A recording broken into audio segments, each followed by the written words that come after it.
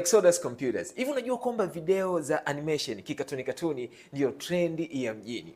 Na kama unahitaji maujanja ya kutengeneza video ya animation kama hii ya kwangu, jinsi ambavyo nimetokea, na unajiuliza unafanyaje, basi tulia hapo hapo nikuonyeshe. Maujanja yanafanyika kwenye AI. Cha msingi sasa, nenda kwenye ChatGPT, chagua picha ya mtu yoyote yule ambaye unataka atumike kama muhusika kwenye hiyo video yako ya katuni.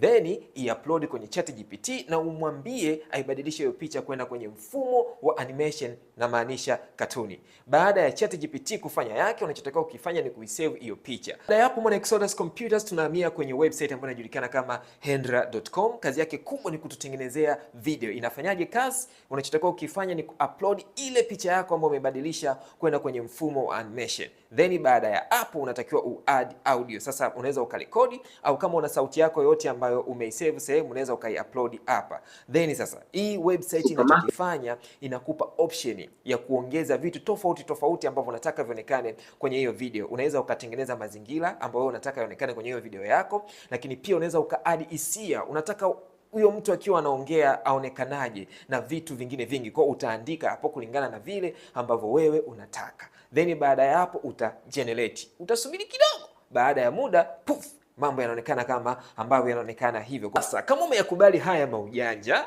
na wewe unataka utengeneze video ukawatambie watu kwa kwenye mitandao ya kijamii, hakikisha una comment Exodus kwenye comment section.